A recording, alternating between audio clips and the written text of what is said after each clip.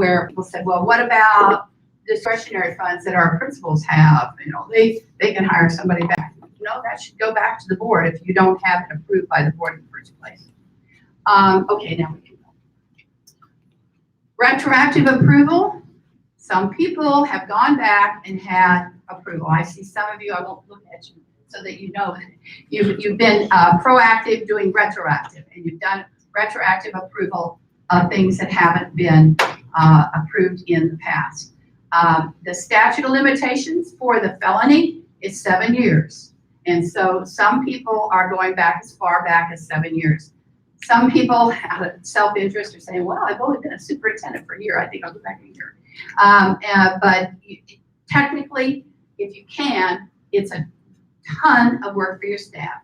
Mark Eastlis at Alhambra just had his whole staff on it. He had 4 or 5 people. It took a lot of time and he didn't even have half the problems some other districts have. Again, the criminal statute of limitations is 7 years. Some of you have gone back 7 years, some of you have gone back 3 years. I just think you need to do something and show the Auditor General, if they come knocking, what is going on. I did ask, I said, well, why are we doing this to Chad? You know, I mean, this is really a little overkill. And of course, I used to be at the AG's office, but only in the civil side, not the criminal side. And I don't know what their thinking was, but I tell you what George told me. He said, this has been going on for a long time. We finally decided to put a stop to it, which tells me that this isn't going to be the only case. Now, again, it was egregious. It was a situation where his predecessor had the approval and the predecessor's predecessor had not. So he was going on to what his predecessors did and not what his predecessor did. So in the report, which you have a copy of the audit report here, and you have a copy of the statute, in the report, it does point to the fact that he knew or should have known, plus it's in his policy.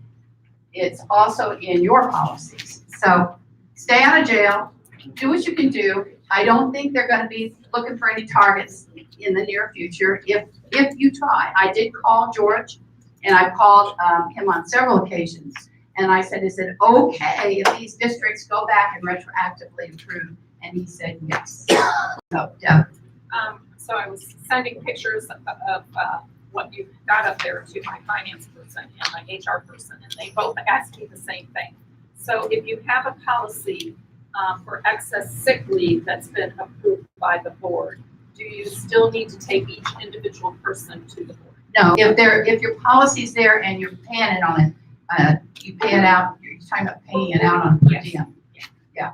I had one school district that had a policy where, but yes, if you had it approved. I had one school district in this scenario that has been paying accrued but unused vacation leave and sick leave at the end of the fiscal year. It makes sense. You know, you don't want to be hit if there's a mass exodus with this big amount of money, but the board had never approved it. So that went back to the board. But if your board has approved it, that's good. Yep. And ours is whenever they hit the number. Okay. Okay. What about changes in non-working paid days or vacation days or leave? Is that considered benefits? Is that considered money and have the same boundaries? Yes. Or all that has to be board approved? Yes, So board approved. changes Change of days, yes. In fact, we just won a case for Scottsdale Unified. They changed between the time that they sent out contracts. They changed the number of days, and they did approve it, but now then the teachers who had signed their contract sued, and the court just dismissed that, thank God. Can you have a class approval, like paying teachers extra time at a certain rate? If you approve their extra time at a certain rate, does that qualify as board approved? The rate is approved, the people aren't approved. If your class of people is, Teachers. okay, well but let's go to, your teachers, you're fine if they're continuing, but not if they start, because you've got to hire them first and approve that. But what I'm talking about is tutors, for example, at XYZ Elementary School. Tutors, and you haven't approved the people that are going to tutor. Individuals. Individual. And if you're afraid what your agenda is going to look like. The AG has long approved, just like your vouchers, that you meet the open meeting law as long as that list is available 24 hours ahead of time before the meeting. So members of the public can go in and see what, who's going to get to tutor this year, or who's going to do homebound. All right. Am I on time? You're doing great. Okay. Thank you so much. Thank you, Donna. So we're all like, I think I have 12 more questions, but I don't know who they are. And I just sent all those pictures to my people, and now I'm panicking. So thank you for panicking us. I'm sorry. No. We really do need to stay abreast because we weren't sure if it was a single listener or any of those potentially. There before the grace of God going in, right? Yeah, I mean, it's just good to clean it up and you know what the Auditor General is looking like. The other idea, Tim Ogle, is legislative fix. Yeah, I have a couple of other ones too. That is a legislative fix that might allow you to delegate some things or might make it clearer. But right now, the statute, language of the statute makes it improvement. Educational curve right here, wondering what we finally accepted as different practices. Effectively, are going to content after the solution and a lot of internal. That must show favor to the other.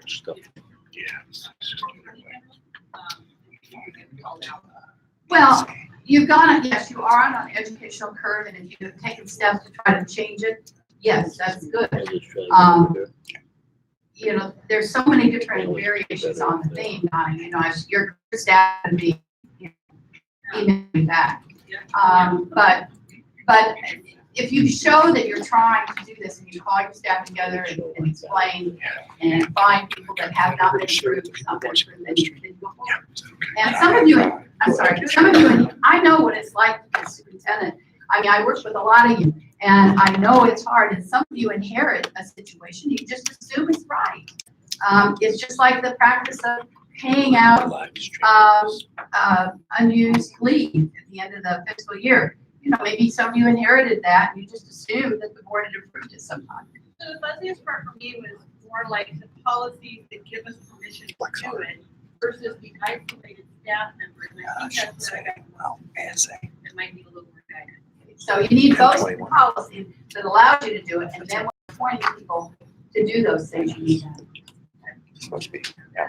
All right, thank you very much. So foreign to me. Thank you. We're gonna put a percentage. Next, we have Robert Young. He's been working to kind of get our attention on a superintendent's contract survey. I know that some of us filled it out for ASBA.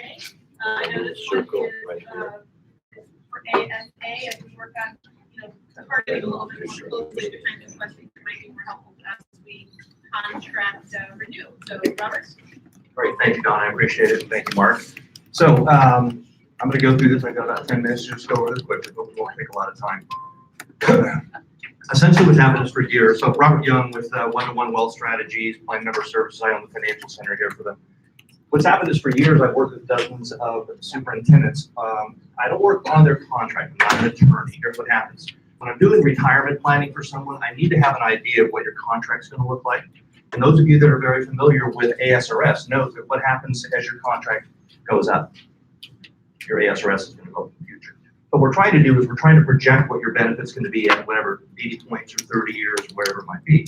So we're sitting down, we're looking at things just like, well, what's your base contract? And then you have money that's being put into your 403B, into your 401A, and even a 457 plan. That's now, as of I think it was April of 2017, is considered now compensation, and ASRS has to come out of that. That was a big change that was made. Okay, we need to look at all those things, but also look at things like, hey, what about life insurance? What about things like car allowances? What's the average person getting? So essentially what's happened is I've looked at a number of the ASMA studies, myself and Paul Stanton have taken some time to look through this stuff. And I know there was the national ASA sent out the survey, and I think there was a total of about 4 superintendents that filled that out from Arizona, because it must have been 50 pages, okay? Mark and I having a discussion about this and saying, we'd like to get this data together with the ASA so that you guys would have a resource to be able to go to get this information. Simple things like, well, you know, I have 450 people in my district. What is the average district, my size? What's the base compensation? What other compensation do they have? What are they getting for things like life insurance or car allowance? All those things. But the problem is there's no database. And what I've seen in the past is that superintendents calling themselves up and going, hey, Joe, what's your contract? Man, what do you, right? It's a little clunky to say the least. And it also helps, for those of you that are in rural districts, you know, what we did in this, and I'm going to show you how the survey is going to look, and we still have some tweaks to make to it. And any input that you have, I'll have my email up here. You're welcome to give me the input. Mark and I will sit down and look at making changes on that.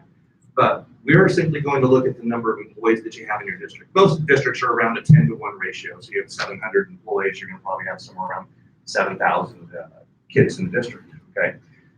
Something that came up recently is I was talking with the district, and the superintendent had some health issues.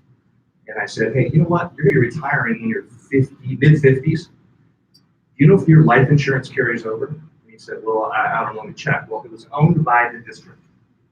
Okay, when it's owned by the district, that means when you leave, what happens to your life insurance? It's gone. Okay, they're not going to continue. It's generally on a large contract, a group contract.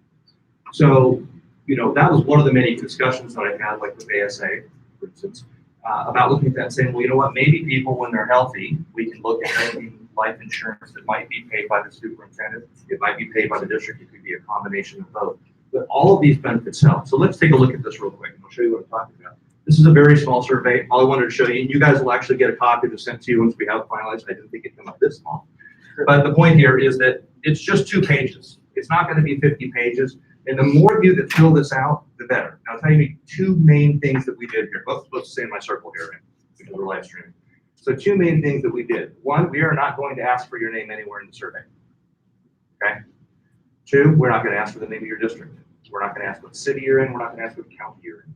What we want is completely, we want your data. We want to get that together, and all we want to do is be able to help out all of you to be able to get an idea of what contracts look like for something your size. So an example right here that we use is, let's say on this side over here, let me kind of get off to the side. You can see, in this case, we've moved it from districts from 1 to 100, 101 to 200, and so forth. So somebody could literally That's look number at of this. employees, right? That's right, that number of employees, correct. And they could look at this and they could say, well, you know, my district, I have about 1,100 employees, so they fall in this area. It's going to give you an idea. These are not actual numbers, okay? It's going to give you an idea of what's the total compensation, what's base compensation, what's the median, okay, what's the average, all those things. So now you'll have a database to go to be able to actually get this information. So you don't have to walk around and try to call your peers and find out what they're.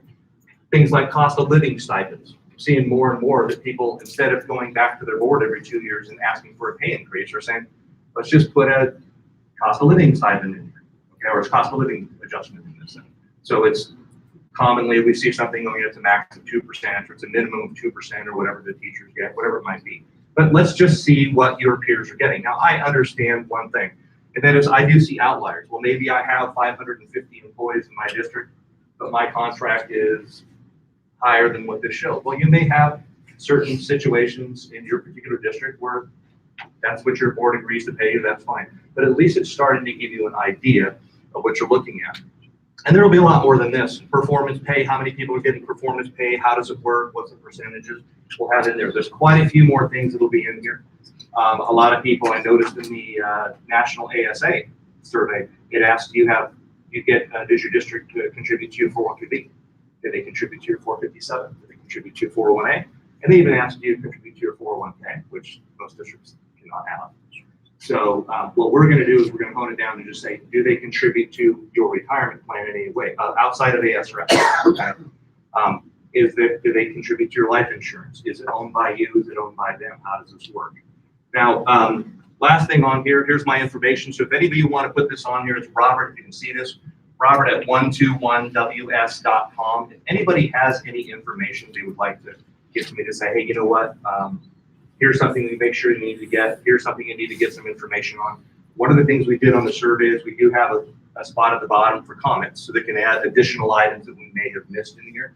But we're trying to do, and I understand this is an evolution, is put together something that you can go to the ASA site on. You can look in there and you can say when you're ready to negotiate your contract, here's a general idea of where we're at. And when you go to your board, because this is important, they usually ask you, well, where are you getting that compensation from? Especially new superintendents if you're moving to a new district, right? This is something we talk about on a regular basis. Mark, any comments, anything you want to add? Yeah, so this data will be on the ASA website, password protected, so you'll enter in as a member won't be identifiable, it'll be identifiable only by number of employees in the district. No county information, no district information, no names. Just size of district by number of employees. So obviously, you know, if the number of employees is 20,000, maybe that limits it to a few districts that are that large, but there's an awful lot of you who have 1,000, 1,500, 500, 600 employees.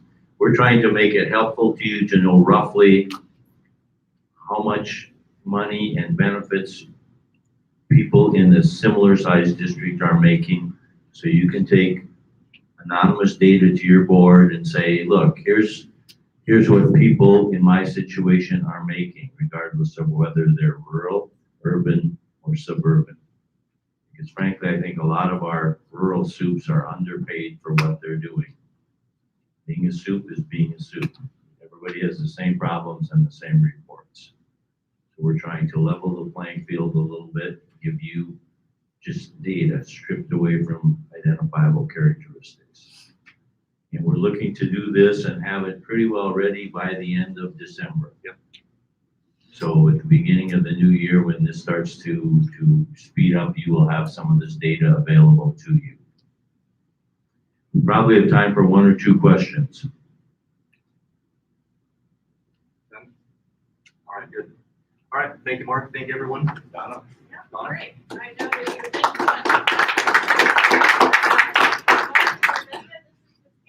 preseason game, right? Okay, well, that was good. Yes, ma'am. This is yours, right? Warmed up to the type of things we want to prioritize in our legislative agenda. I know that you guys will have You got two of them? and there's You got the- You got the, What's prioritized, what strategy, so the intent here is to help us communicate in a single voice. We're working collectively with other alphas and making sure that the many organizations that support Just put it on the children first slide, just are going like after this, yeah. aligned goals. There we go. So Mark, if I can thank you for all you Okay, do. where's this help slide? me You just say advance it by clicking there. You want right to the So slide. we are in the variety. There's your, so you got this circle there, imaginary circle. Are we? Yep. Thank you, Donna. Give me time to get organized. Great tie you're wearing, yeah. Thank you. It's my best color of purple. Right. Nice to be with you all this morning. And as Donna introduced, we're moving towards a legislative session, which is always up. It presents an opportunity to improve the work you do, provide additional funding, and you know, and all of the other policy issues we get involved in. Let me focus on some financial priorities and proposals for this morning. Many of you are on our legislative group, and we've been talking to the legislative group about really 3 proposals that we'll be involved in. Just click on. And just to kind of move really quickly, I'll move on to the first proposal. And this is the Opportunity Waits proposal. And I rarely do PowerPoints to you because you've been tortured by many of them throughout your career. But I wanted to be able to talk about this in detail so I can answer your questions. So that last year there was a Opportunity Waits bill that was introduced in the legislature, and it didn't make it the distance. It went through the Senate, but not through the House, not through the budget. The Education Financial Reform Group has been working on this for quite a while. They've done a great job putting together a proposal that takes into consideration a lot of the criticisms they've heard in the past. And at the end of the day, if enacted, we'll put in place an element in state statute that will get money to districts that educate a larger portion of low-income students. And there's 15 different ways to do this, and everyone will have their different opinions. But EFRG's got great technical expertise, and they've thought through a lot of different elements, and they put together a pretty good proposal. Our legislative review group, late September, we reviewed a version of this, and they suggested that ASA support the proposal, work in partnership with EFRG to push this into the state budget and get some version of it enacted. So there's some updates since I presented it to many of you in Sedona. and others of you at our legislative committee meeting late September. But just let me go through some basics here, and you'll notice some changes, but this is basically the concept. If you are at the school level, your district, you look at your school level qualification, students that qualify for free and reduced price lunch, and at the school level, if you've got schools between 35%, 56% free and reduced price lunch, you would start to qualify for opportunity funding, $100 per student. And as your basically the income stratification gets a lower income, the dollar amount per student increases to sort of recognize, at higher levels of poverty, there's more services that can be brought to bear to help kids start to achieve, or continue to achieve, and bridge some of those issues related to poverty. So this is what the program looks like for the first 3 years. Okay, so basically on income stratification, you qualify for certain amounts. Let me note there, because there was some criticism, the percentage amount went down to 34%. Or last time I presented it was more like a 60% statewide average. So this brings it down. Many criticized that you didn't qualify for results-based, and the income criteria was too high to get you in this, or too low to get you in this. Sort of you guys were the gap. Somebody said you're the gap. Okay, let me move to what happens in year 4. There's no way we get something through the legislature and run the gauntlet down there unless it has something in there that measures effect, performance, or something like that. There's just no way we run the gauntlet. The Arizona Chamber is very, very active down there, a little less so since Whitney left, but I'm joking. We're friends. But they are very active on that issue, as is the governor's office. And this is a $68 million program. I have not seen in a long time the legislature organized enough to push a $68 million anything through other than tax cuts in years. So you really need a governor's office to take a liking to this, or a broad coalition of legislators. Anyway, so that brings me to my point on some way of looking at growth, of student growth after this being in place for a number of years, and how EFRG has basically put this together is after year 3, your 4th year depends on how well you have showed growth for these students. And what they're thinking of is something that is, based on student growth percentiles by income stratification, these 3 income stratifications, and doing some sort of comparison, within the income stratification.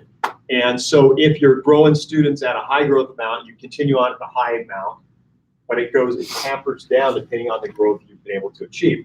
And that is basically after, you're comparing really growth, year 3 results with year 2 baseline, because you got the program is put in place year 1, you got to get organized, you got to hire people, and then you start, maybe get some growth here, and then by the end of year 3, that's actually middle of year 3, but that's how they have constructed the growth component. So it's not till, this would be fiscal year 21, fiscal year 22, fiscal year 23, fiscal year 24 is where the sort of the growth criteria comes in. So, there's, a lot of questions on, okay, how's that going to work? How's that going to work? We all know the chaos that is the assessment situation, right now, and how growth will be included in the A through F system and how that can work. But that's the way this is put together at this moment. So that is one proposal we would like to participate in the lobbying on and help push it through to the finish. Now, a lot can be said about the growth component, and I hope we have some some time to get a better understanding of how that will actually work. So that's the opportunity weight proposal. Jesse? Yeah, can I have a couple of questions, thoughts on that? So, one, obviously recognizing that we're one of, I think, 5 states currently which does not have some sort of weight for low income. Obviously, this is probably the first step in the direction we're going. I guess, has there been, I guess, 2 thoughts. One, I like that we're trying to add those weights. My concern is those weights are so significantly lower than what research shows makes an impact for those kids. Actually, it's going to create almost too high of an expectation on the impact of that funding. I don't know if that's been any conversation, and I guess maybe the only other piece to it, and I don't know if this has been part of the discussion, but when you get to that year 4, I agree with you, like, Legend's not going to go for it unless there's some sort of, like, what's the bang for our buck we're getting for it. The concern perhaps with having such a variance in terms of what could actually come with that, and again, I don't know if maybe there's a way to do some sort of calculation, say, hey, you can only go up or down by X%, but schools could have support put in place to try and help those students, and then the next year have to pull it off, and it creates this cycle. I mean, I've seen this happen in other states where you get the money one year, then you don't get the money, and what happens is the student achievement follows that same pattern, but off. So I don't know if those come up or anything you want to say to those. Well, I'll say a couple things. So I put these numbers up for illustration. They may change a little bit, depending on how the actual proposal evolves, but I wanted to be able to show you something on the board so we could have an educated conversation. So it may actually come down because it has to, it's going to be balanced against the fiscal constraints of the legislature is under 68. The way it's structured right now, it's a $68 million program. Yeah, you could, the research has showed that the poor, low-income children benefit the most from the infusion of funding into the system, but usually that funding comes as a big systematic reform where hundreds of millions of dollars are dumped into the place strategically into the system. Yeah, so sorry, can I say one more thing to that too? So, and maybe if the price tag is the issue, start by being able to allocate resources to those who really need it most at the point. Again, the concern is with dollar amounts that low, the weights for low income funding are generally about 0.5. In other words, half of what a per pupil is in the state. So, like here in Arizona, you can talk about at least a couple $1,000s. So some of this is informed by some school improvement grants that some of the districts have gotten, where they've received maybe $140 per student to do some strategic things to drive achievement. And so those per student dollar amounts kind of inform some of this, and there are some other things too. But What do you think the governor's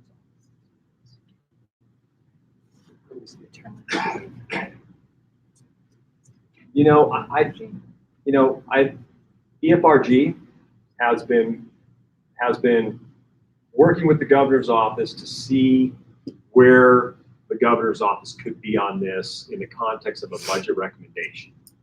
And I mean, I'll leave it at that. I will give them a lot of credit in being able to get the governor's attention on things like this. Rebecca and I are meeting with the governor's folks on staff on Wednesday, and then Thursday with the budget director, to cover this and some other things. So I think it's something that the governor's office could get interested in and make it a part of their budget recommendation. And I think that's, I think that's a possibility.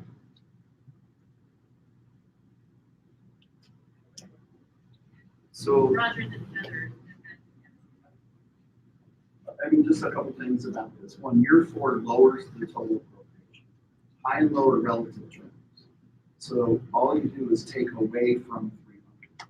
Your 68 million automatically goes down. Because everything below high is less, and it's not 300 people. Right? Yeah. So what should happen is typical should be 3. High should be above 3, low is below 3. Or you're gonna dramatically reduce the appropriation in year 4, which means less money going to high needs kids. If you have some above 3 and some below 3, theoretically high and low in social statistical nature will offset each other. to keep the total net appropriation going. So yeah, I think it's unfair that kids in need have to have a growth adjustment, but reward schools don't have to show growth to continue doing the work. And the statute 241 says it's supposed to be based on growth, not on efficiency. So there's one. The other is the way scoring works is your year 3 scores aren't known till the summer or the fall of year 4. So you have to be adjusting your budget and the appropriation in the middle of year 4, once you find out what your increase or reduction is. The scores really would have to be based on years 1 and 2, not 2 and 3. Because in year 3 is when you can calculate your growth in the middle of your budget setting process. So there's a calendar to it, it's not considered. You're going to use 1, 2 after years worth of implementation. People really need to consider the mechanics of the work that the board needs to do. And then you've got people hired in your appropriations, or you don't hire people. Yeah, I mean, all fair criticisms, of the proposal. Typically, when EFRG does this, they do a really good job on the front end of bringing things out and shopping it a little bit ahead of time, to kind of whet people's appetite. So I'm hoping they found a way to deal with the SEG issue. You know, if they've done that. Yeah, they have. It's separated. DSEG separate from this.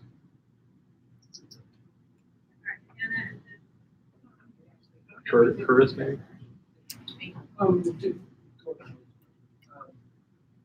How it works is you have to get the governor's ear first.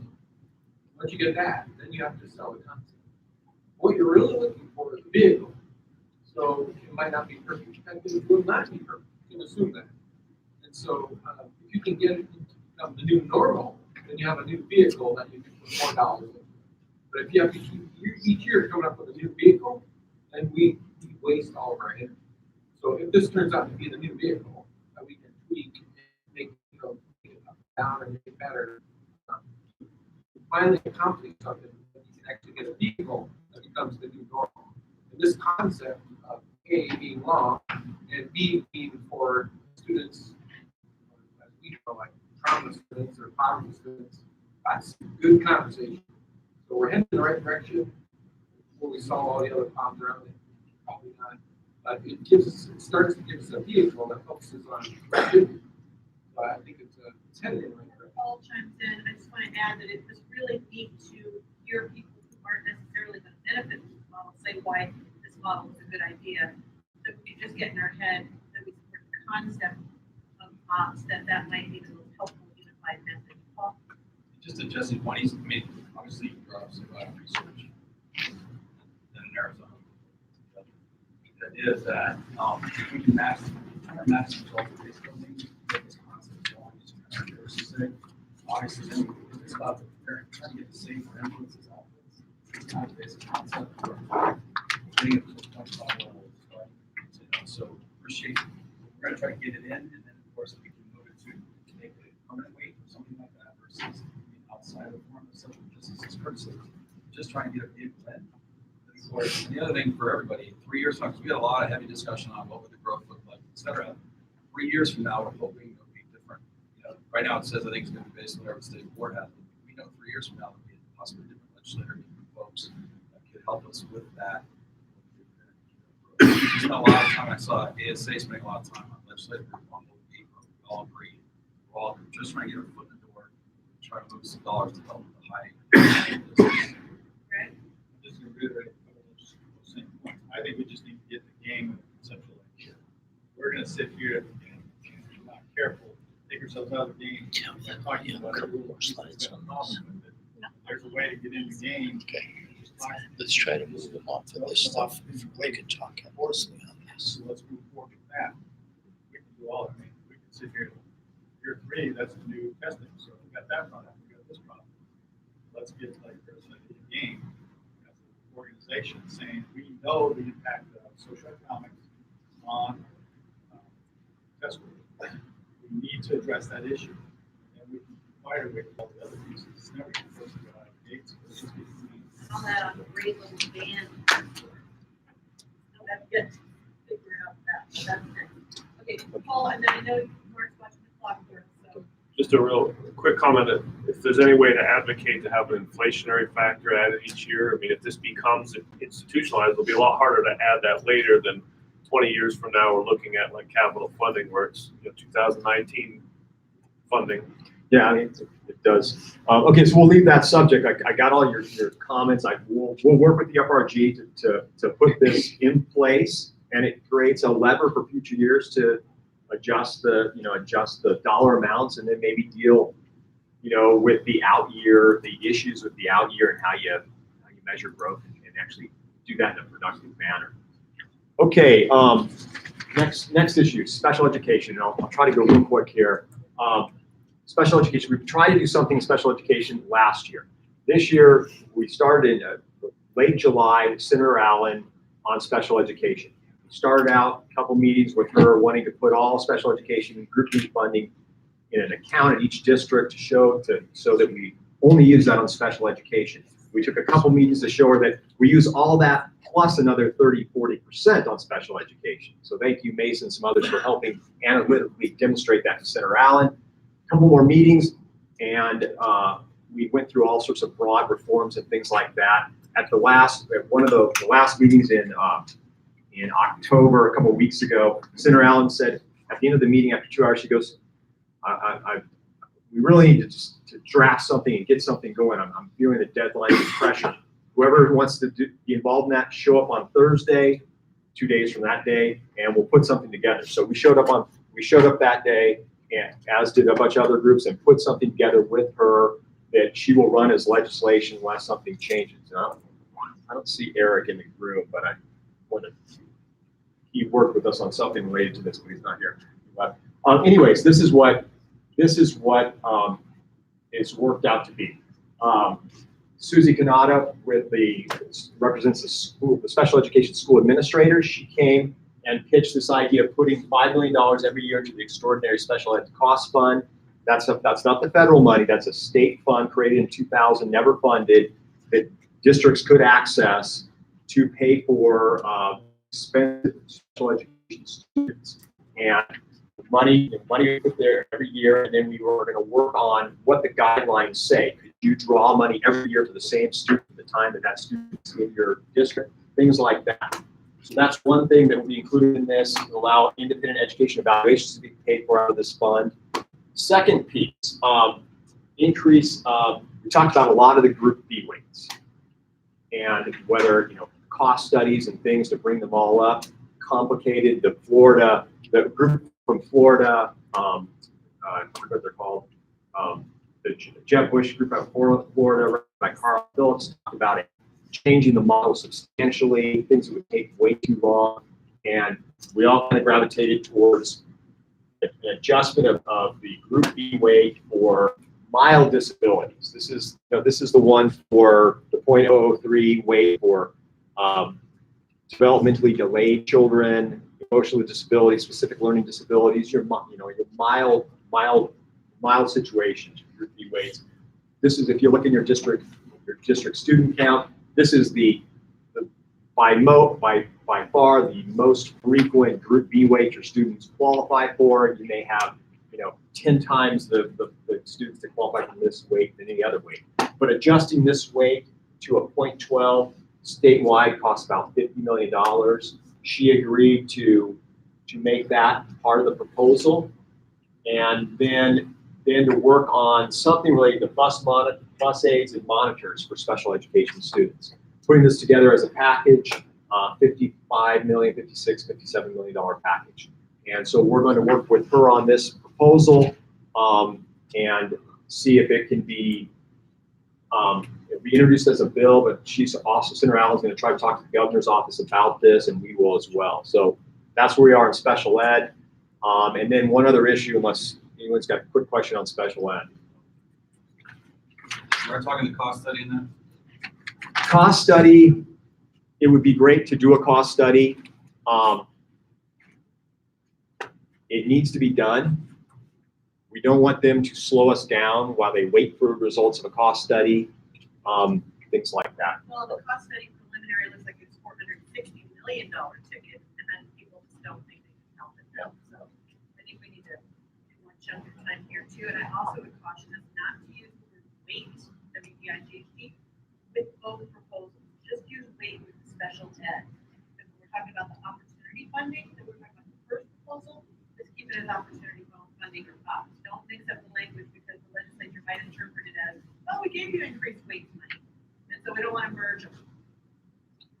Okay, last thing, district additional assistance. This is just, I reprinted the language in law right now about the restoration. And what we're hoping to do is, to get a full restoration this year. We're 129 million from that level. And so that's, that would, if we're able to do that, that would accelerate it by a full 2 years. What they did last year is they accelerated 1 year. And in the way they put together the budget, that does something I won't get into, but there needs to be a full restoration, 129 million increment. And that's it for education finance, and we'll stop. We'll save you any education policy stuff for future time. Rebecca, the silent star in the background, thank you both so much for all the work you're doing. Is there anything else you just want to quickly add, anybody? Because I know we have one more quick topic you want to do.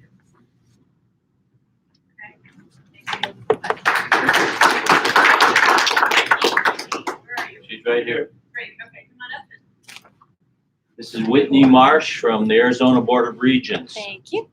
Good morning. So I had a quick question, maybe not so quick, but I pinged Mark a couple weeks ago and asked him for recommendations on the process we currently do. ABOR currently does once a year to collect directory information from high schools to send information out to sophomores and juniors about financial aid, admissions, enrollment in the 3 public institutions in our state. And he said, why don't you just come to our meeting and ask the experts yourself. So right now we go directly ABOR. Instead of having the 3 ASU, U of A, NAU go directly to high schools themselves, ABOR gets the information and then shares it with the 3 institutions. We currently have a process in which we have an admin at ABOR who sends a request to every high school principal asking for a list of sophomores and juniors, the directory information, GPA, and class rank. We've had varying degrees of success in getting that information back. It comes in different formats. And knowing that it's likely most of those high schools are going to the district office to get that information back, we thought it might be more efficient. Good districts. Does that make sense to you? Should we be sending that request to the district office? Who should it be going to? Should it be going directly to the superintendent and CC someone else in the district office? We'd be sending it. Right now we send it in March. We thought maybe bumping that up to earlier in the year, possibly January, might give more time for the district to collect that information and send it to us. But really just looking for you for some guidance on this, trying to make it smoother, more efficient, and more successful. What are your thoughts, those of you with high schools? My initial reaction was, don't send it directly to the principals. They might never get it back to you. Go to the districts. But then I thought, you're running districts. What do you think? Yeah. Thumbs up to the district office? What time of the year? Is March too late? Should it go earlier than March? They need, what information do you need? Do you have by then? So we ask for a list, a class list for your sophomores and juniors that includes directory information, so the contact information, and their GPA and class rank. We have GPA class rank. Well, I mean, it doesn't matter if it's January or Right. March. It's the same years. It's the same data. I mean, you may not have GPAs in January, but take a little bit. Yeah, and I don't think we're expecting it's the final. It's really just to get an idea of what information to be sharing with the students.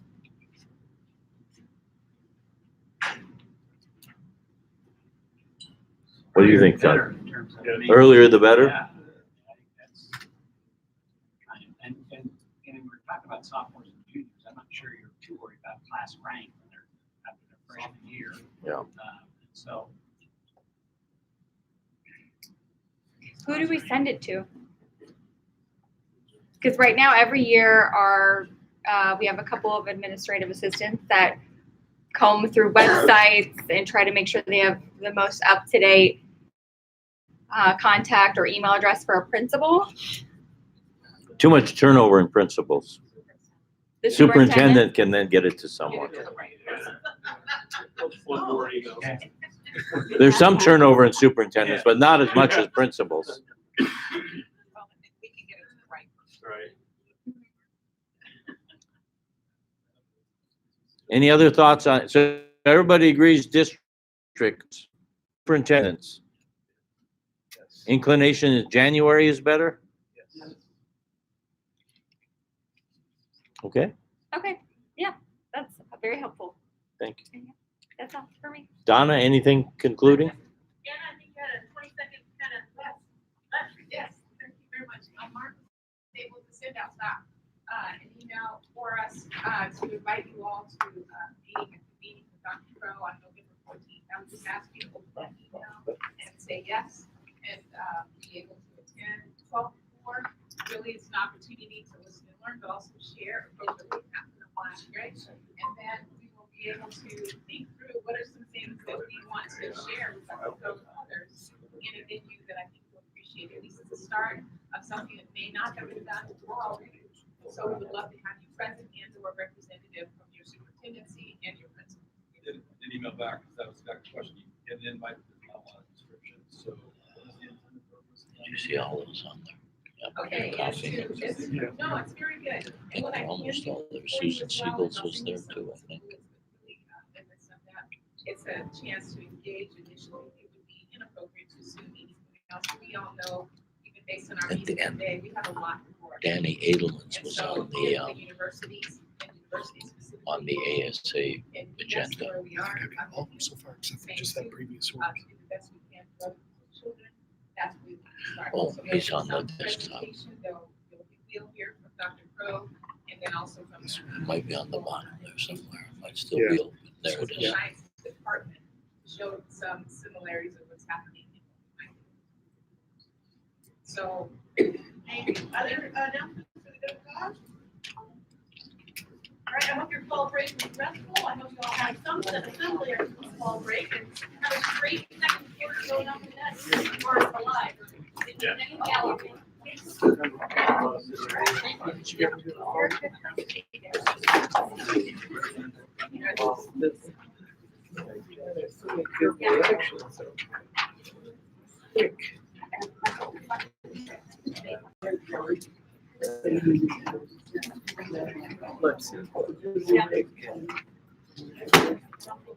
What was the name of that one?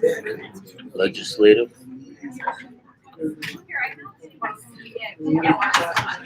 Let's see what they. Dr. J, we'll see you. Hey, thanks, Steve. I can just get this coffee. I can't see.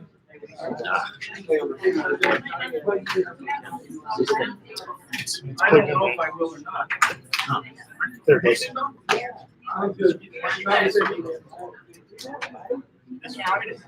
Opportunity weight concept. So When I say we, my son's. So. Same day. No, we're going to you. You're the high C. What's the seating there? What are we like? I don't know, but I think we're like ranked 11 or 12.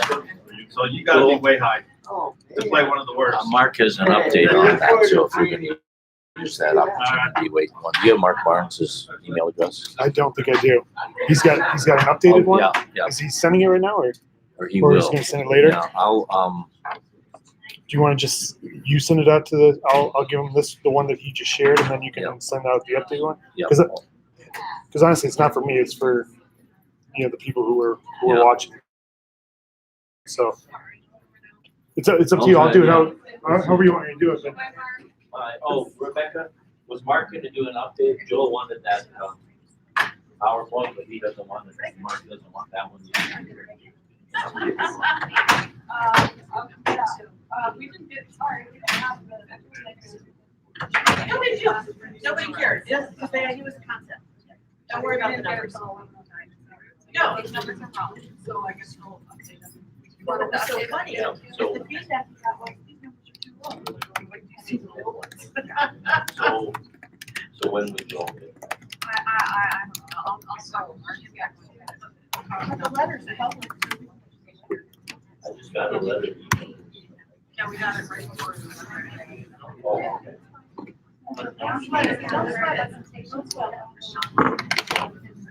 Probably, I don't know.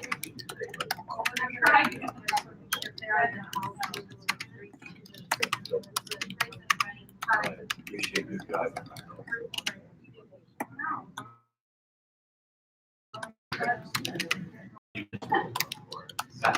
Okay, I want to thank you for that. Thank you.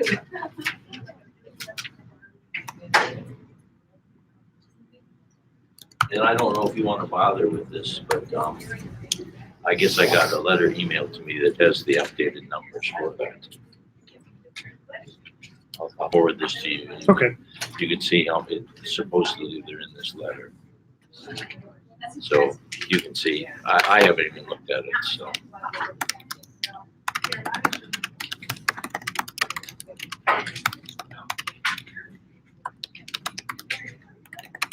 I'll send it to you. You can look at that and see if it's worth, if that's something you could easily put into it? Yeah. Okay. If not, Ooh. okay, good for carpet. and Good, floors. yeah. All right. Good for carpet over tile, boy, if that in my house.